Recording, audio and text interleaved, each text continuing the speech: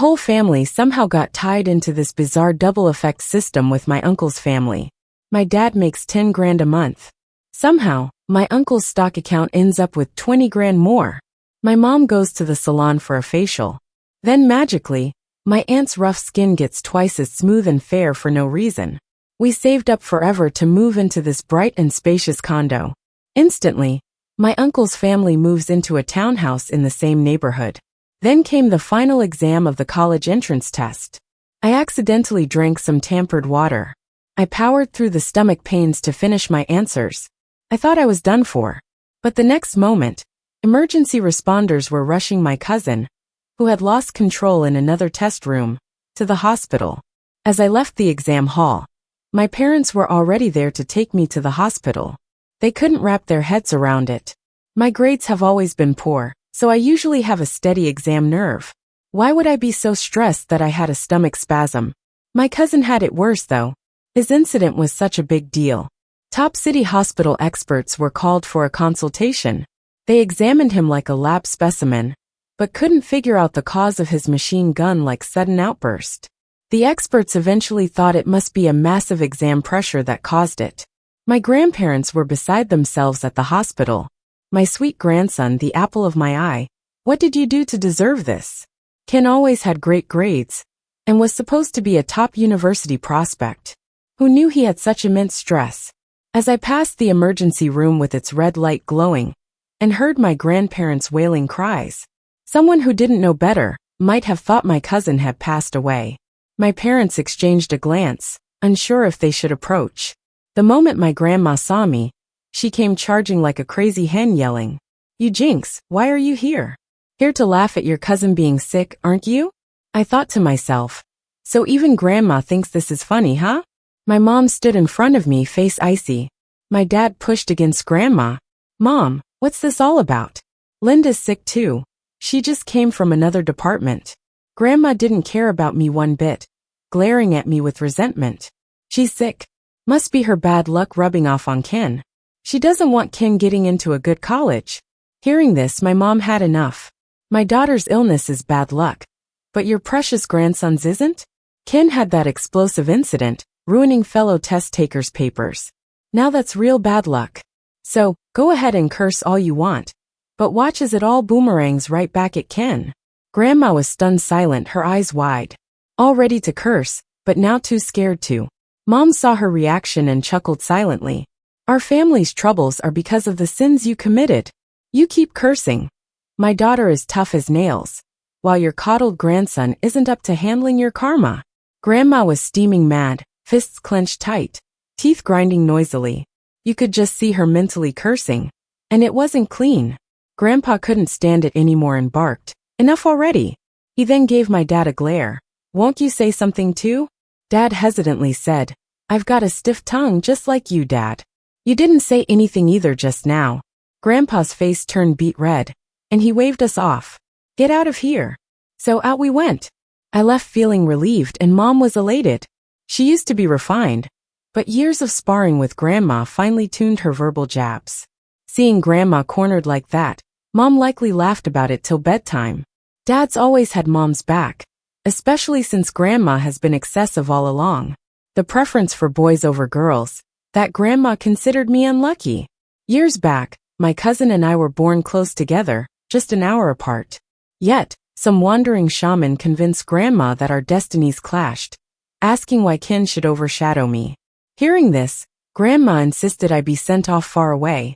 My folks refused. So I've never known a kind look from Grandma. But both my parents are educated, not buying into superstitious nonsense, and treated me no differently. Knowing Grandma disliked me, I grew up living with my grandma in the city. I figured, since both my cousin and I were miles apart, with Grandma not seeing me often, maybe time would dilute the absurd tales of destiny clashing. Unfortunately, my uncle's family had different thoughts. After I started school, they moved into the city, my uncle buying that townhouse in the same complex as our condo, attending the same school but in different classes. My aunt even opened her boutique just opposite my mom's office. We simply couldn't avoid each other. Once we left the hospital, my uncle called like it was an emergency. Dad was driving, so Mom picked up, keeping the phone at arm's length, letting my uncle's frantic yelling come through. David, did you have any trouble while driving? Dad glanced at the phone a bit annoyed. No, I was driving normally. Why would I have trouble? My uncle pressed on. I heard Linda was sick too? Is that true? Mom rolled her eyes. Brother, if there's nothing else, I'm hanging up. Hey. She hung up and set her phone to silent. Gold miners wouldn't find rarer stuff than this call. A few years back, even he cared about us.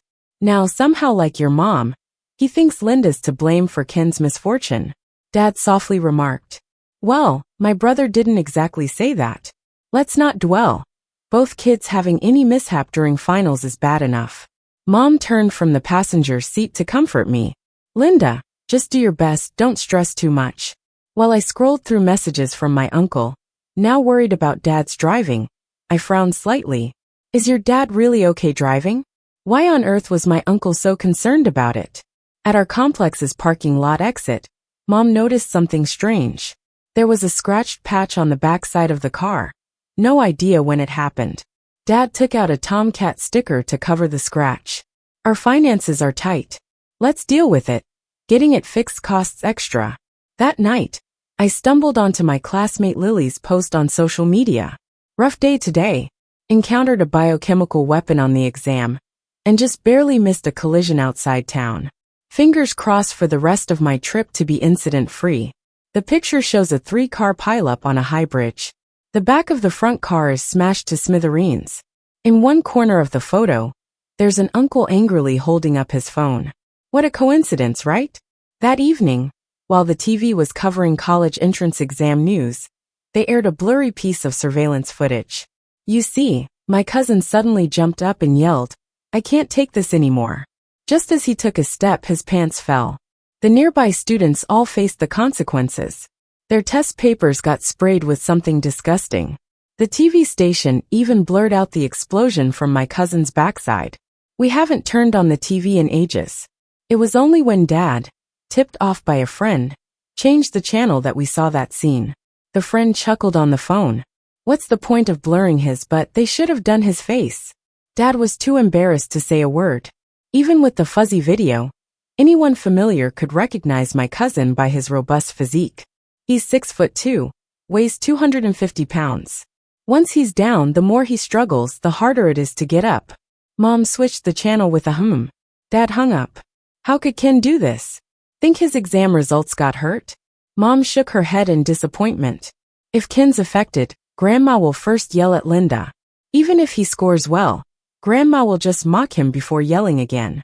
I better worry about Linda first, Dad sighed. Everyone knows Ken's my nephew. Don't let your anger with Grandma affect the kid, Mom interrupted. Oh, such a big guy still being called a kid. He's spoiled by Grandpa and Grandma. Treated the exam like preschool. Unable to manage his bodily functions. Everyone's calling about it. You better figure out how to face your boss at work tomorrow. While they argued, I was on my phone. Honestly, since the exam ended, my cousin making a mess at the exam hall had spread like wildfire. Local hashtags about it are top 3. Students at the same test center all said they were affected somehow. One girl threw up on the spot and later cried uncontrollably. Some students vowed online to never let my cousin off the hook. The next day, despite everything, Dad kindly went to see my cousin at the hospital after work.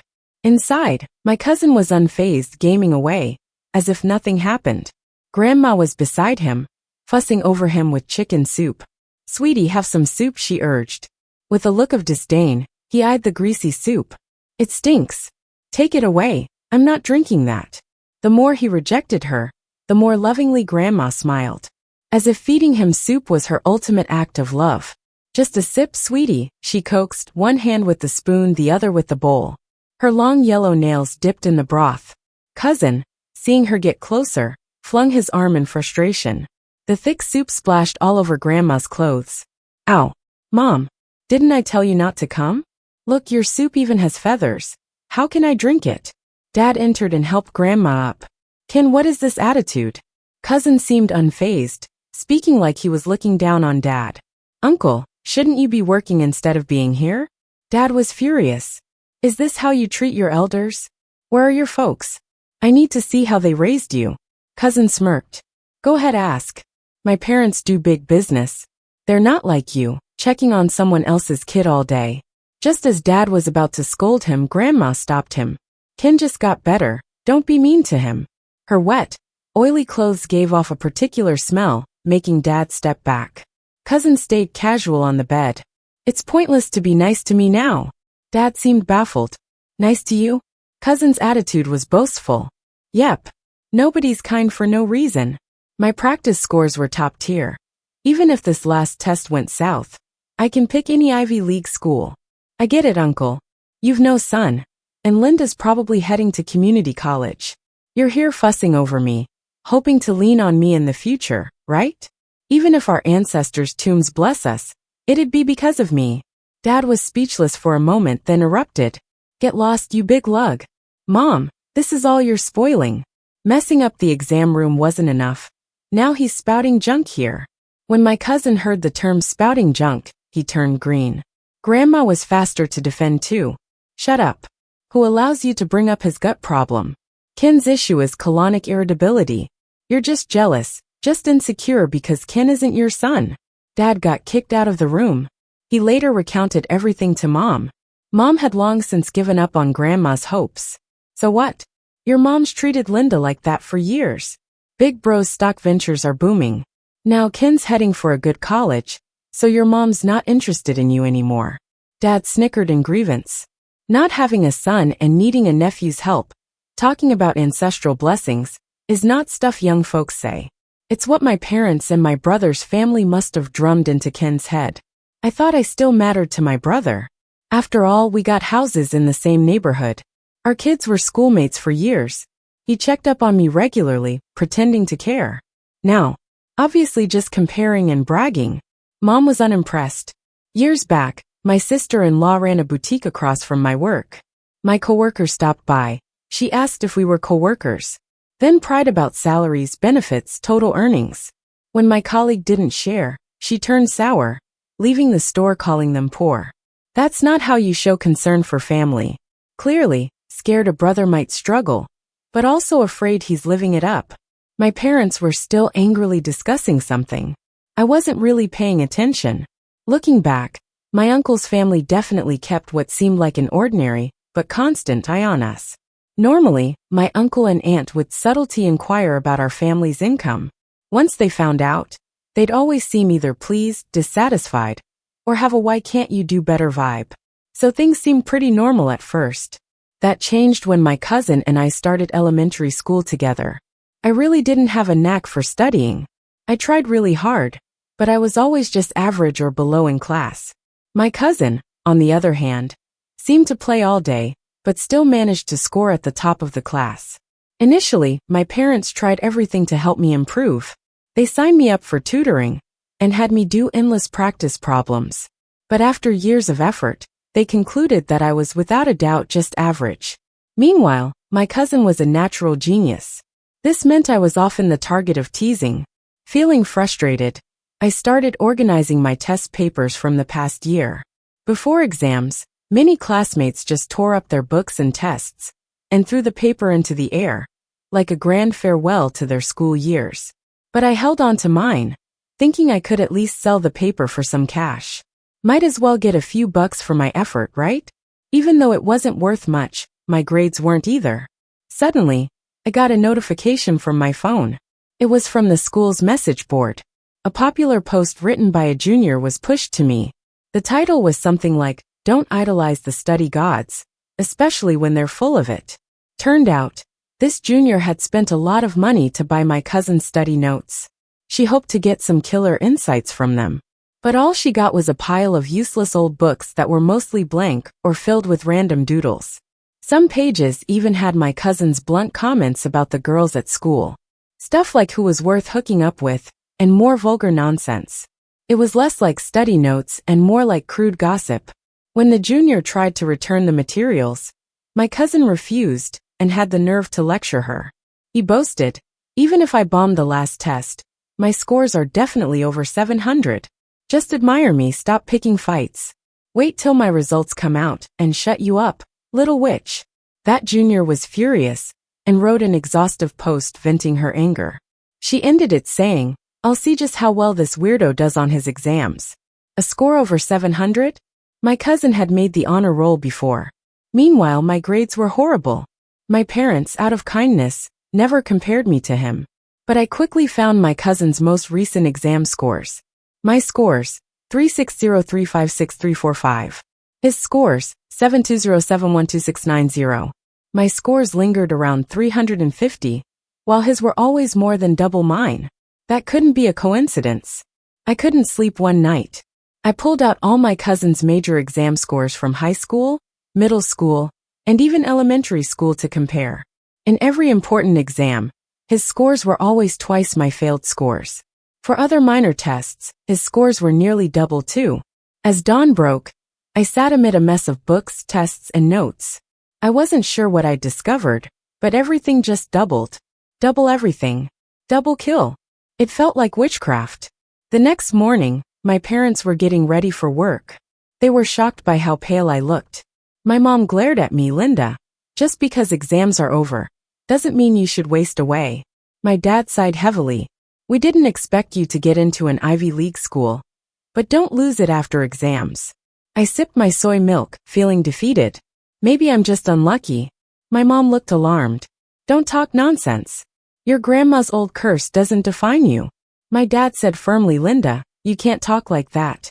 You might be a girl, often sick, and not stellar academically, but when have your mom and I ever thought you were less than others?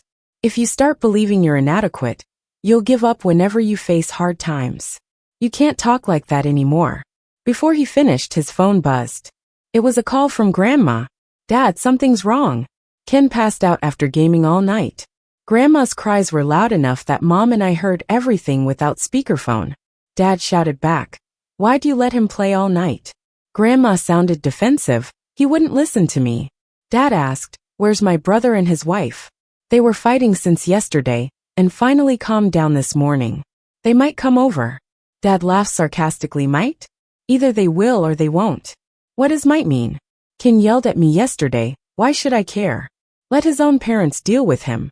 Mom scoffed. "Being full of it isn't newsworthy. Gaming all night? No surprise there." She pointed at me. "Don't you dare follow his lead." My mind echoed with double kill, double kill, double kill.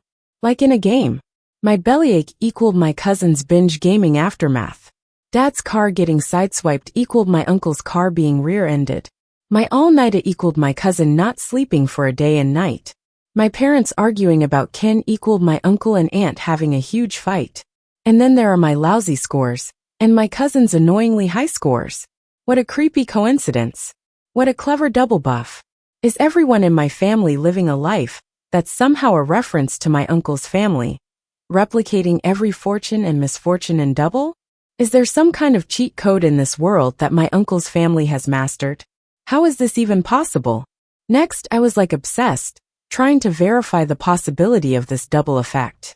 But my mom was on a business trip, and my dad got super busy with work. My uncle and aunt were suddenly hard to find, like mythical dragons. They weren't going to the hospital, and even closed the clothing store. With the 2 sets of reference points left to just me and my cousin, can I really validate anything?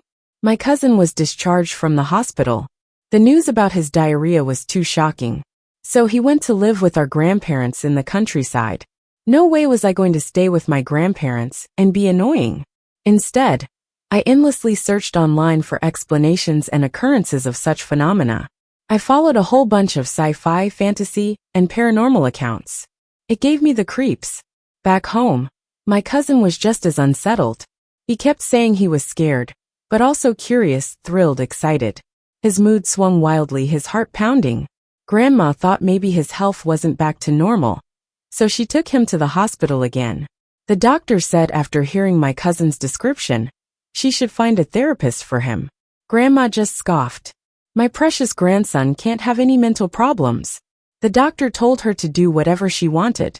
Grandma, running out of ideas and fearing responsibility, called my uncle and aunt.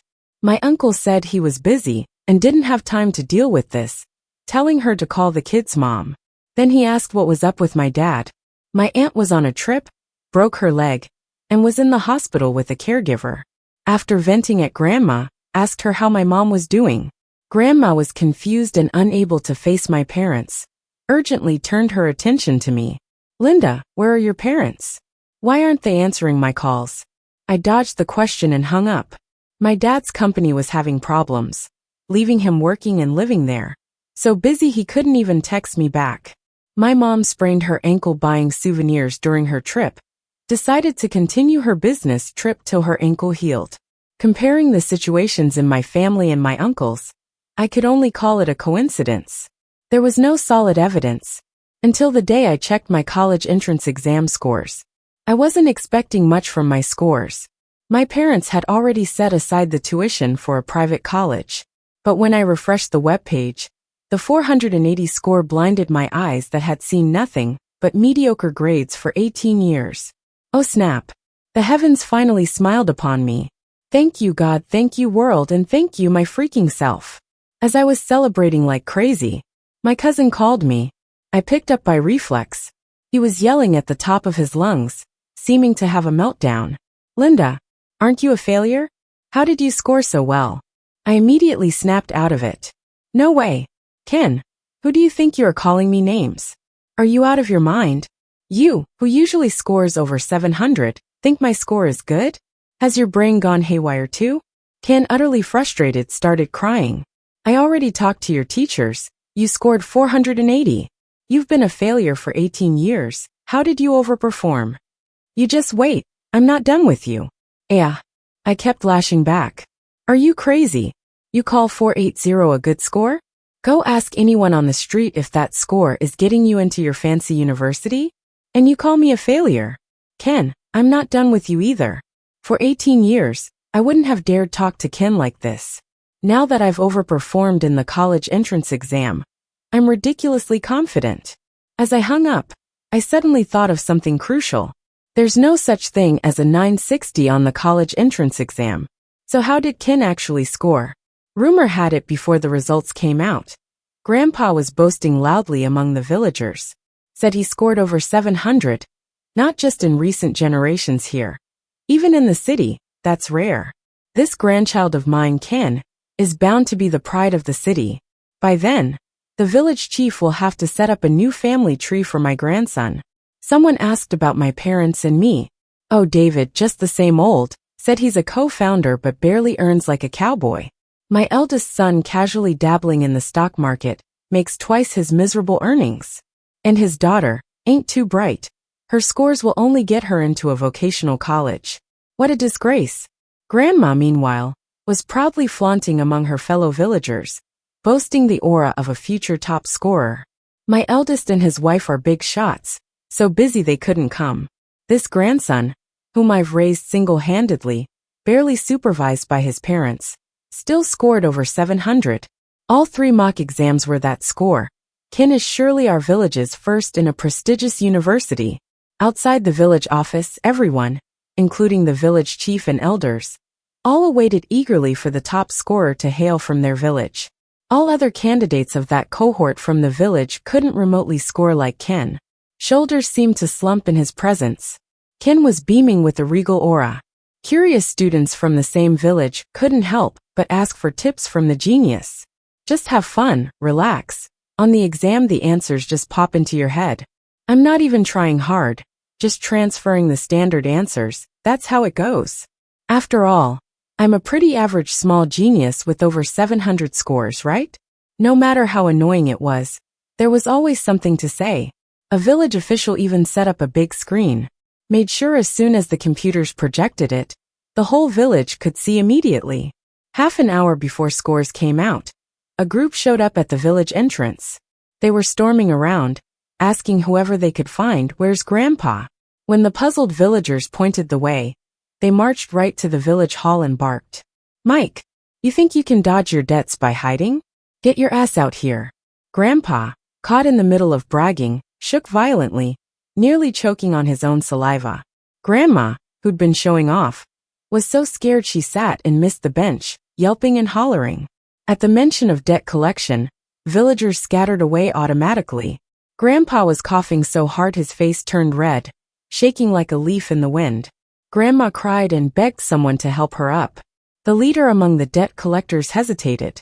His gaze swept over the village crowd gathered, young and old, all reluctant to intervene. Did the old folks get beaten by the whole village? That's brutal. The village committee asked. Why are you looking for Mike? Nothing much, just here to get our money back. He tricked our boss into investing in the stock market, claiming it was a sure win with him. Made a little money at first, but then it tanked hard. A college student working as a village official chimed in, saying it sounds like a normal investment loss. Bullshit. Mike borrowed the principal to invest from our boss. And he has over 50 other creditors. Altogether it's over 24 million.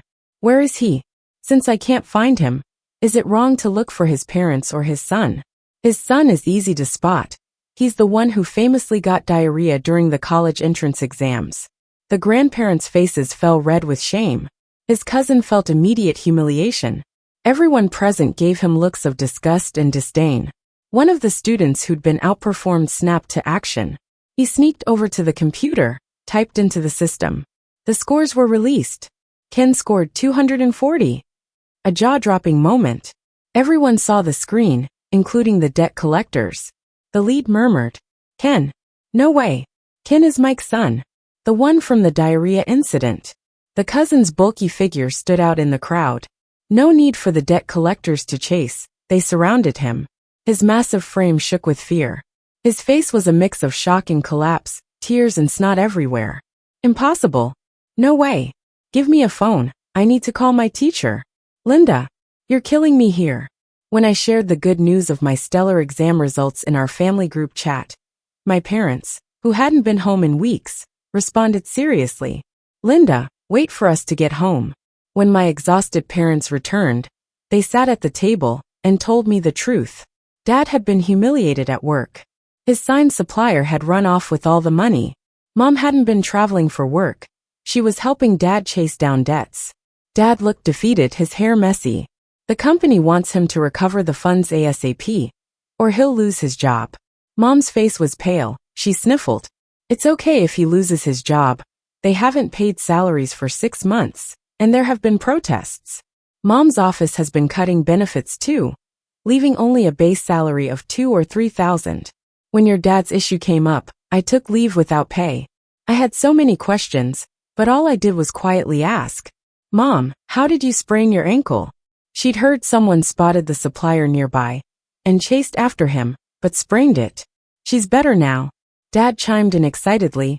Why were you so impulsive? Without the airbag, you'd be more than sprained. Mom shed tears all of a sudden. Your company is full of traitors now.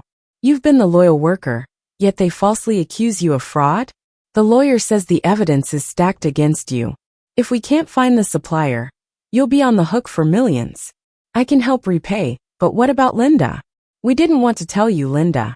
But your dad's side says your uncle's in trouble, owing over 20 million. Our family's already like this. Grandparents are hysterical, demanding Dad rush back to help with uncle's debts. Dad, overwhelmed, confessed about the supplier scandal. Grandparents offered nothing but curses, no words of comfort. Dad and Mom discussed divorce.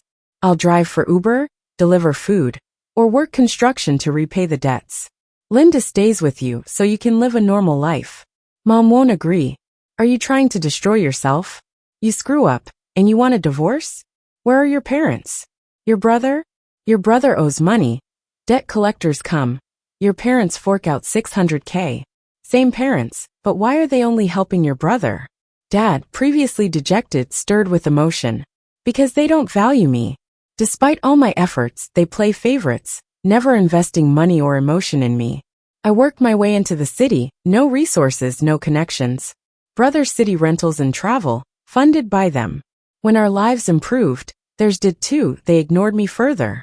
That's my parents. They chose my brother for retirement, handed him the torch, leaving me discarded. I refuse to let you and Linda lower yourselves, pleading to them. You deserve better than that. Mom clenched her teeth. Then fight the company in court. But I'm not leaving you, not divorcing you. Then Ken messaged me. Linda, don't let your good exam score get to your head. Your family's at the bottom. Get your dad to pay back the money. Don't let your misfortune bring ruin to us both. I stared at my phone, unfathomably calm. Ken's words implied he knew about this double whammy all along? Dad's dealing with over $1 million. Uncle's owing over $20 million. I scored 480. Ken, only 240. This perfectly proves the blessed curse double effect. Suddenly, I heard glass break in the living room. Dad, distraught, sought to pour himself some hot water. He lost grip, spilling boiling water on his foot. Mom tried to lift him from the floor, but couldn't, her hand accidentally pressing against broken glass. In the end, my parents sat back to back, defeated warriors beaten by life, silent. Tears welled up in my eyes. Don't move, let me do it. Uncle was soon found by the police. In the most bizarre fashion, they'd tracked the couple down because they were fighting in a hot pot restaurant. My uncle got his foot drenched with overturned hot pot broth. My aunt slapped and shattered the entire fish tank wall of the hot pot restaurant. They both screamed in agony, blood everywhere. Fish flopped around on the floor trying to survive. It was such a scene, you'd think it was an action movie being filmed there. The poor hot pot restaurant owner called the cops. At the police station, my uncle's leg was bandaged up like a pig's foot. My aunt's hand was wrapped like a bear paw. They had injuries all over, yet kept bickering non-stop. My aunt pointed her bare paw at my uncle. Didn't you say we'd be filthy rich if we hooked up with your brother's family? But now my shop's gone under, we're broke, my face looks 20 years older. The worst is Ken. How did he end up with diarrhea during his college entrance exam, scoring just 240 points? You still owe money, and your son, he's doomed. My uncle slapped the table forcefully. Shut up. Everything you've eaten, drank, used, what wasn't because of me. You tried to open that little shop all by yourself. How many times did you even make enough to pay for your face creams? We've been doing fine for over a decade. Who would have thought David would mess up and end up with over $1 million in debt? It's all his fault, my stocks. My money. I'll settle the score with him when I get out. While they were saying this, my family and I were just outside the mediation room. My mom went in, ready to confront them. What do you mean it was David's fault? My uncle and aunt, looking disastrous with all their injuries, showed a flash of surprise and embarrassment on their faces. They quickly turned their heads away, not daring to face my mom. My mom rolled up her sleeves. Let's get this straight today, Uncle. The stock debts are yours. How on earth is that David's problem? My uncle, at a loss for words, could only turn to my dad with a pleading smile. Can you control her? My dad, calm and composed, said, my wife can say whatever she wants. I'm curious, how did we wrong you, big brother? My uncle didn't dare say it was his own scheme gone wrong. My aunt pointed at me, lashing out. Isn't it your daughter's fault? She and Ken's destinies clash. She does well, Ken falls behind. Poor Ken could have gone to a top university. My dad immediately stepped up to my aunt. My daughter was born frail and sickly. Was her weakness too much for your strong Ken? Or is it that it ruined your thriving business? My mom fired back angrily. I could say Ken's been holding back Linda's good luck all these years. Thanks to Linda's hard work, good triumphed over evil, letting her reverse her fate. If you want to settle accounts, then I want compensation too. Linda's good fortune was squandered by Ken for 18 years. How will you pay us back? Aunt, struck dumb by the twisted logic, only managed to cry out, I had a son. He's supposed to be blessed. My mom sneered. If that's how you see it, why open a clothing store in the city? Go back and be a maid for your precious son. Surprisingly, my uncle nodded in agreement. People have told you, a woman shouldn't be out in public running a business. It's not like I can't support you. If you were home, Ken wouldn't have done so poorly. My aunt lunged at my uncle to fight back. You just want to treat me like a slave. Who do you think you are? Let's settle this. And they started fighting again. My mom shook her head. See, even with low cognition, no one wants to feel inferior. What's with all the male superiority? My dad held my mom back. Let's cut ties with them from now on. Mom and dad might just think my uncle's family is unreasonable and always blaming others. But I figured it out. My uncle's family plotted long ago to latch onto us. They're essentially parasites. When our family prospers, they benefit from the double effect, enjoying life for nothing. When our family faces misfortune, they suffer twice the consequences. Sure enough, next moment, the police told us my uncle and aunt not only stirred up trouble, but are also involved in a stock scam, embezzling up to several million. Even if they hadn't been involved in the brawl, they'd still be looking at jail time. Linda, just as we were leaving the police station, I saw my classmate Lily leaning out of a car window. Back from your trip? Lily jumped out of the car and linked arms with me, her eyes sparkling with excitement. Linda, thanks to you helping me cram before exams, I made it past the undergrad line. I had almost forgotten. Lily and I were in the same study group. Most of our classmates had poor grades, and as exams approached, they became more anxious and couldn't focus. Only Lily and I, bored anyway, studied and practiced questions before the exams together. As it turned out, many questions on the exam were ones we had practiced. Who says cramming doesn't help? Writing exam answers for questions I knew, it felt amazing. My parents watched amused as Lily and I chattered away like little sparrows. If we didn't have plans, Linda would be going on a graduation trip too. Now that the scores are out, and it's time to choose universities, who would have thought Linda would do so well? A man with slicked back hair and a black suit enthusiastically waved at us. It was Lily's dad, John, with the same thick brows and large eyes as Lily. Hey there, where are you all headed? I can give you a ride. My dad coughed. I'm David, and this is my wife, Wendy. John smiled brightly. Oh, no worries. Heard that Linda and Lily are good friends. No trouble at all. Our car had been in an accident in the next city and hasn't been fixed yet. John insisted, so we took the ride with him. John grinned widely and kept talking. Lily often told me Linda helped her study.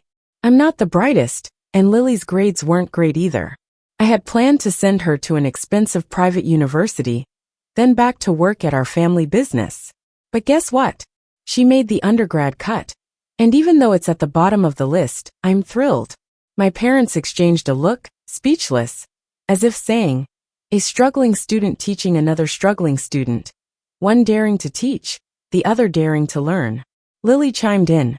Yeah, during the last exam, Ken actually pulled his pants down. What a disgrace. I felt so gross. That was the subject I was most confident about. John retracted his big grin. Don't worry, sweetie. Daddy won't let him get away with it. Ken's dad is the same guy who scammed me out of a ton of money in a fraudulent investment scheme. I guarantee he'll get locked up. The air in the car got thick. Talk about a twist of fate. Turns out that the debt collector, who came to the village to pressure my uncle to repay his debt, was John. Lily, in the front seat, spoke up again. Dad, Ken is such a jerk. He even bullied Linda. Back in elementary school, he got a group of boys to surround Linda after class and sing mean songs, calling her useless. What a jerk. Linda isn't dumb at all. She struggled in school because Ken kept putting her down. What a bastard. Ken bullies even his cousin. No wonder he scored only 240 on his exams. Serves him right. Haha, cousin. The three of us in the back seat buried our heads, searching for a crack in the seats. Lily took me to a welfare home. She handed the report card to an elderly man with white hair. Boss, report in. It's me, Lily. I hit the college entry benchmark. The old man was momentarily stunned, silent for a bit. He took the phone, inspected it closely, and finally smiled warmly. Nice, little Lily is even wilder than John. But after just a few words, he started coughing again. A caretaker helped the old man back to his room to rest. Among the victims who were duped into the investment scam by my uncle was the head of this welfare home. My dad's an orphan. He was quite rebellious when he was young. The old director always said, since you're so into the street life, why not just call me boss? The director didn't have much savings in his life, but he trusted someone with an investment promise to make money to support the home, and lost it all. At that time, Lily and I were sitting on the swings in the small playground of the welfare home. Hearing this, I felt a mix of emotions. Lily's dad and the old director aren't blood related, but he's willing to help him recover what was lost. Even though my dad and uncle are both children of my grandparents always favored my uncle's family infinitely. And my uncle's family is greedy. Because of the double effect, without working, they could easily get twice the wealth of our family. Yet my uncle still thought it wasn't enough and wanted more. Back in the day, because my uncle bragged about making money on everything he bought in a stock trade group. A financial company approached him and hyped him up as a stock trading guru. After living in cheat mode for so long, he really forgot what he was actually worth. My uncle was packaged as a master, and he genuinely believed it. He started teaching classes, even opened a social media account. Now both my uncle and aunt are in the lockup. Although it was influenced by the double effect, how is this not self-inflicted? Linda. Lily stood up from the swing, joyfully announcing, "My dad found that missing supplier for your dad." Lily's dad, John, is actually a really righteous and helpful guy. He runs a security company. The company regularly handles missing person cases too. Because I helped Lily meet the college entry requirement. Not only did John not bear a grudge against my family, he even helped my dad find that missing supplier without any hard feelings. The supplier didn't run off with the money, but had gone to save a child swept away by water to a remote village downstream in the mountains. Lily excitedly held up her phone, showing us the photos her dad sent. In the photo, John and my dad were surrounding the supplier, who looked like Tarzan. The supplier had a full beard, hair long and matted, looking like he'd been through a lot. That place didn't even have signal coverage, and the village spoke a dialect. The villagers were self-sufficient and could go years without leaving the mountains. Lucky that my dad knew some adventure bloggers, who probably couldn't even get into that place. Linda, now that they found the supplier, does that mean your dad has a better chance of winning the case? I nodded excitedly. Just as I was about to text my dad, I saw a message from Grandma. Linda, quickly tell your parents you're not going to college this year. You should retake your senior year. You're young and have great potential. This year you only scored 480. If you retake, you might score even better next year. Plenty of people score lower after retaking. Grandma wants to use me as Ken's stepping stone. With these two messages, I suddenly realized that unless the double effect is broken, even if my dad wins the case, Uncle's family will still be fine, living off others like before. A plan came to mind. I quickly typed a rebellious response. No way. You look down on us, yet you always want to benefit from us. We won't be manipulated by you anymore. After sending that message, I blocked Grandpa, Grandma, and Ken. As I expected, a few days later, when my dad returned, Grandma and Grandpa came barging into our house with Ken to cause a scene. Today you must give me an answer. Are you going to save your brother or not? Grandma yelled, shaking her head. Dad explained wearily. He's tangled in a scam worth billions. How could I possibly save him? Grandpa pushed Ken forward. This is your nephew, you're supposed to care for him, right? Ken looked like a disgraced captive, not even daring to look my dad in the eyes. Dad waved him off. Is retaking that hard? Grandpa, don't you know what happened to Ken during the exam? Any local school will bully him. Can't you find one outside? My dad acted like he heard something absurd. Does that build look like someone afraid of bullying? How did he forget organizing boys to bully Linda when they were kids? Doesn't he fear I'll bully him first? Ken suddenly glared at my dad. You're my uncle. You have to care for me. If it comes to that, I can continue the family line for you. Dad, truly speechless, actually laughed. Oh, spending so long with Grandpa and Grandma. Your mind is stuck in ancient times, huh? I have Linda.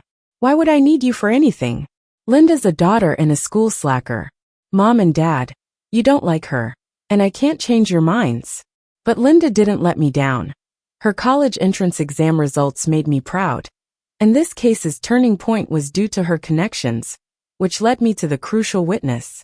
Hearing this, Grandpa and Grandma couldn't help but roll their eyes. My dad kept yelling, Ken, what about you? Your parents got into trouble. And what did you do besides hiding at your grandparents' house? With those low college entrance exam scores, couldn't you have done a better job by trying again? My cousin stood up, fists clenched. His shadow loomed over my dad. But my dad didn't care anymore. Go ahead, hit me. I promise you'll end up with your parents. My cousin backed off. Because of the double effect, if my dad gets hurt, my uncle will just get hurt worse. Ken doesn't have money or parents now, so there's no point in getting himself involved. Meanwhile, our grandparents just sat there, not speaking or intervening, looking secretly thrilled. It's like they were eager to watch Ken beat up my dad and vent their anger. My dad asked everyone to leave. Get out. As Ken was leaving, there was a look of reckless ignorance and hatred in his eyes. It was just dumb. He's enjoyed the perks of being the smart cousin for over 10 years because of my failures. What's there to hate? I guess it's like people who love eating lamb kebabs, never think about how the lamb feels. This time, I plan to use Ken to take back control. I sent him a text. Ken, who's really at rock bottom now. Ken, unable to handle it, sent back a voice message furious. Linda, I'll kill you. I kept pushing his buttons. You think nobody knows what your parents are tied up in? My dad gets in legal trouble, and your dad ends up in jail. I got into college. You can't even afford the worst community college. And you still dare to piss me off? I'll drink diet pills and wait to watch you trend again. After hanging up, I downed a whole cup of diet tea. The effect was immediate. At the same time, the neighborhood erupted in chaos. Help! Move out of the way! Screams followed. Ah, there's a crazy guy taking his pants off. This lunatic's defecating everywhere. Disgusting. Call the police. Ken was back trending online. While being taken away in an ambulance, he was still lying on a stretcher, uncontrollably pooping. The smell at the scene was unbearable. Our grandparents ran away faster than anyone. Turns out that was smart. With Ken trending, victims of my uncle's scams confronted him at the hospital.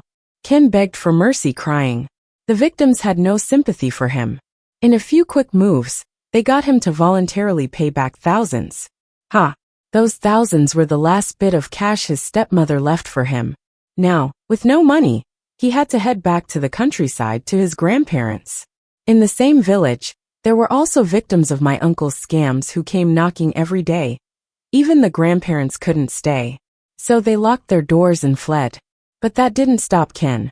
He just busted the lock, went inside, and crashed into a deep sleep. The next day, Ken woke up naturally. After a game of kings, his phone immediately rang with a low battery alert. When he plugged it in, nothing happened. He went to the sink to wash his face, but not a single drop came out. Tried calling out, but remembered he was avoiding villagers. He also found out the fuses at his grandparents had been cut, and the water turned off. The cellar was emptied of staples, except for a few sweet potatoes. In the surveillance footage, Ken was visibly furious. Damn it, so I owe you some money. But do you have to be this cruel? Absolutely. As a kid, Ken liked surrounding me with people. Guys taller than me made me feel small. They'd jump, sing, and call me a loser. Verbal bullying was like weapons piercing, stripping me of all dignity and confidence. This time, I'm going to trap Ken and see how long he can stay in that empty yard. In the following days, Ken didn't dare cook during the day to avoid detection by neighbors. He could only heat boiled water at night to eat with the cellar's sweet potatoes. Of course, I wouldn't let him hide out comfortably. The next day, a content creator was streaming on the small courtyard wall. Hello, dear viewers. This rural house is home to the infamous diarrhea boy around here. Rumor has it, the family has a terrible reputation, with grandparents biased toward boys, and the parents involved in fraud. As for diarrhea boy's public spray on the college entrance exam day, is it a personal quirk or societal revenge? Let's find. Just then, the camera panned and captured Ken emerging from the cellar. The streamer, prompted by the comments, shrieked, "It's Diarrhea Boy, hiding right here." That sparked a big reaction. Once villagers heard someone was actually home, they surrounded the courtyard. In a remote car parked nearby, Lily and I watched from the live stream as Ken wielded a big broom, chasing everyone out. He probably hadn't showered in days. He was grimy and unkempt. Even tears streaked white lines down his face. "Get out of here. I'm broke." Villagers were chattering endlessly. "Ken, how could your family be broke? Ken, we watched you grow up, and now you are trying to dodge your debts. We know your grandparents too. Aren't you everything to them? Of course they left you money." It was finally a local village officer, along with community leaders, that persuaded the debt-seeking villagers and the curious streamer to leave. As he left, the village officer even cautioned Ken. "Ken, your family's fraud case is a sure thing. Tell your grandparents to stop hiding. And what can you do alone in the village?" Ken probably hated his grandparents then. They used to say how much they loved him. Yet at the moment of truth, they abandoned him, leaving him to face the villagers' scorn and anger. Little did he know, I had fed his grandparents false information about him being out of town, which is why they left early. I plotted carefully. I wanted him broke and isolated. A person like Ken who makes mistakes would never reflect on himself. He'd always blame others instead. Of course, he believed that his family's misfortune was because of the double effect, and they were cursed by association with us.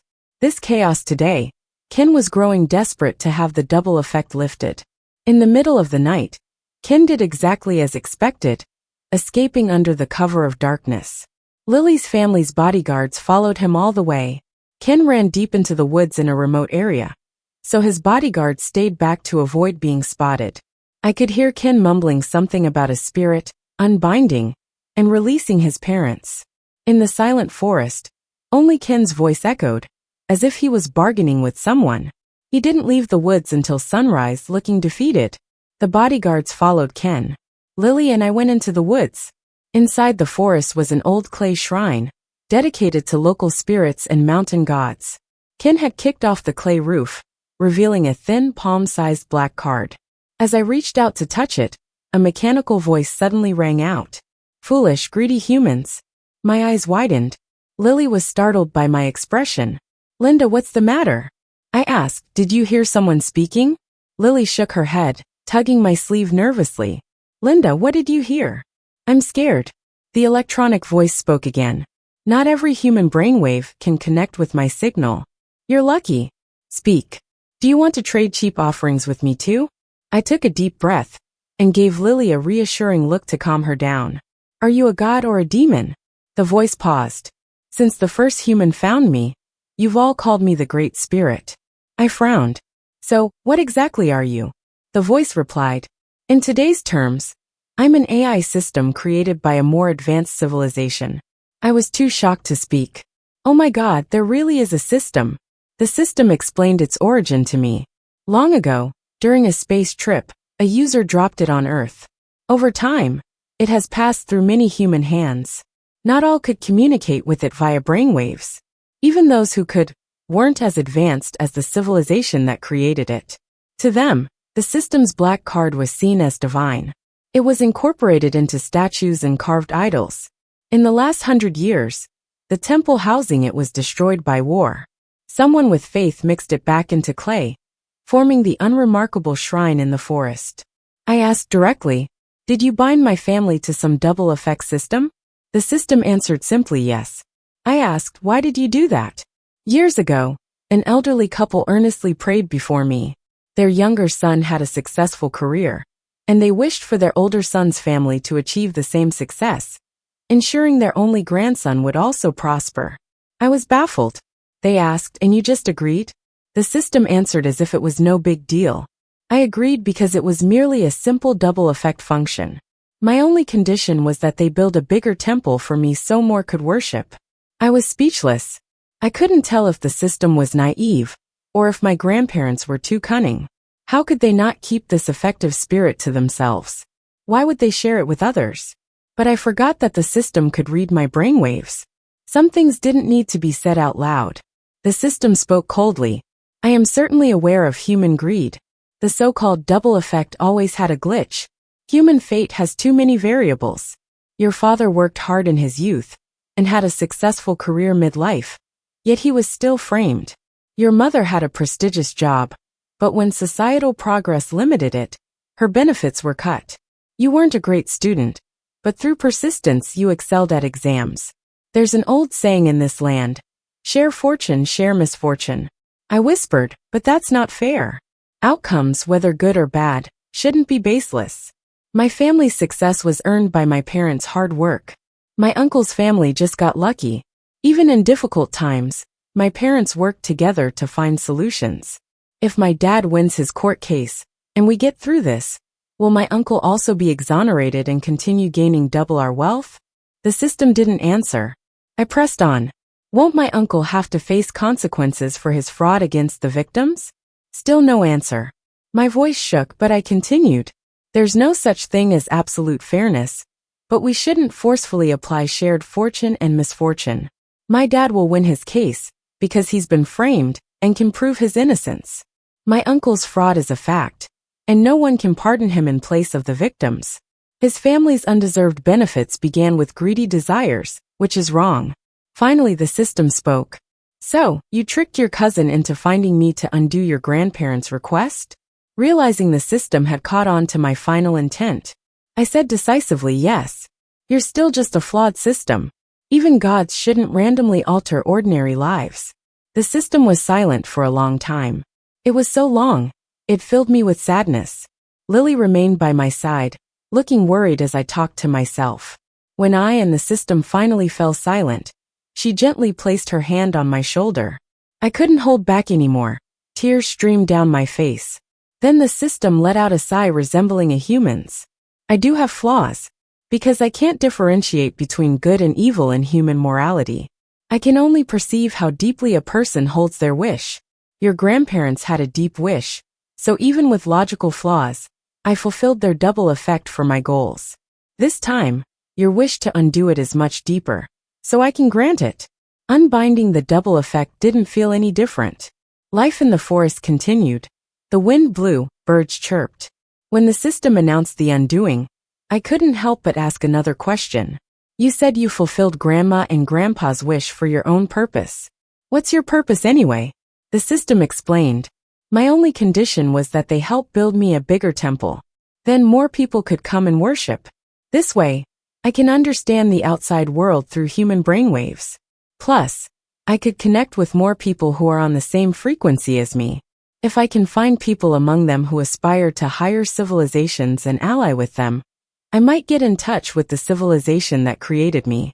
I've been away from home for too long. I want to go back.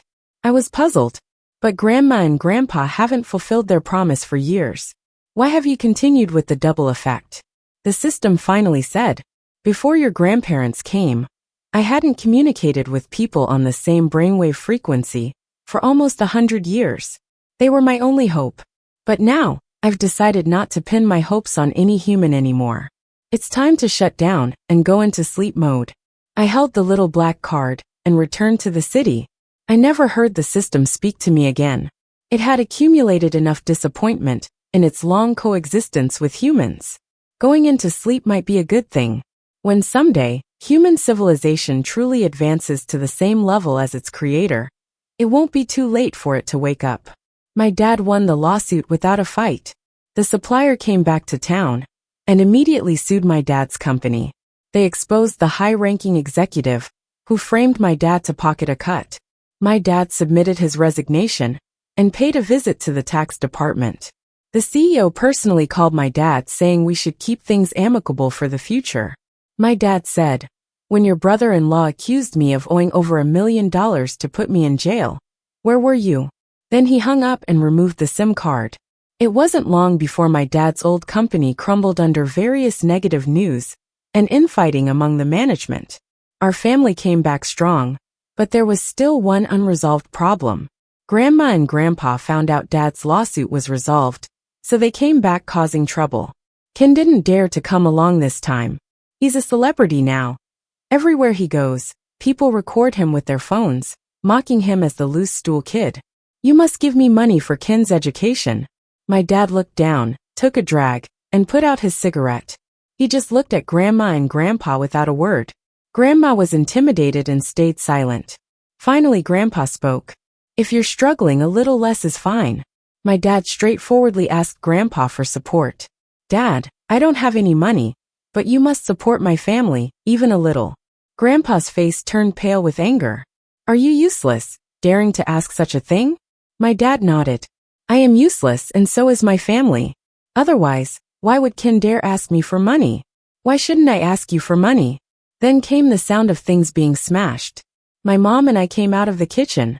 We saw Grandpa storming down the stairs, Grandma still yelling with arms akimbo. "I thought you'd turn out successful. I should have never tied myself to someone like you." Grandma even cast a harsh look at me. "You're bad luck." The fortune teller was right after all. My dad just shut the door behind them. Grandparents came because that double effect thing was truly unbound. Uncle and aunt were sentenced to several years and divorced in prison. They couldn't just get double our family's wealth out of nowhere anymore. Afterwards, my dad made two decisions. 1. Sell the house and move the whole family to the city, where I go to college. 2. Cut ties with the family. Everyone longs to be treated genuinely, but genuine intentions are hard to come by. If you can't get it, there's no point in holding on. When I was a freshman, Ken was kicked out of his repeat year high school. He couldn't solve a single question on the test. Those teachers couldn't believe it. How could a former top student who scored over 700 on exams be so hopeless? They gave him questions from senior year, then junior year, high school freshman level, and even third grade questions. He couldn't solve any. Teachers were shocked. They suggested Grandma and Grandpa take him for an IQ test. Grandma and Grandpa finally relented, and the results showed he had low average intelligence. Luckily not mentally disabled, but he turned out to just live eating and waiting to die. Huge in size, often getting violently angry without achieving much. It's akin to being a big baby. The great unbinding happened. But why didn't my parents come out? My family won't be rich anymore? I'm no longer a prodigy. Ken's a mess, but he's not dumb. He slowly figured out how he was different from regular people. But he didn't have 18 years to relearn how to be an average person. When Grandma and Grandpa couldn't scrape together any money and hinted Ken should go get a job, Ken lost it. He grabbed a broom and chased them around the courtyard like they were enemies. I don't care, you have to support me. The family doesn't have money, then go work. I'm not useless, I want to study. Where did the answers go? Why aren't they coming out anymore? How could a person who lived in cheat mode, completely unprepared, navigate the harsh game of life? But it's Grandma and Grandpa who built that mess of a life for Ken. They're over 60, and now they've got to rejoin the workforce. One's a security guard, the other a cleaner. Just how far can two old machines pull Ken's big load? Meanwhile, my family started fresh in a new city after breaking away from Grandma and Grandpa.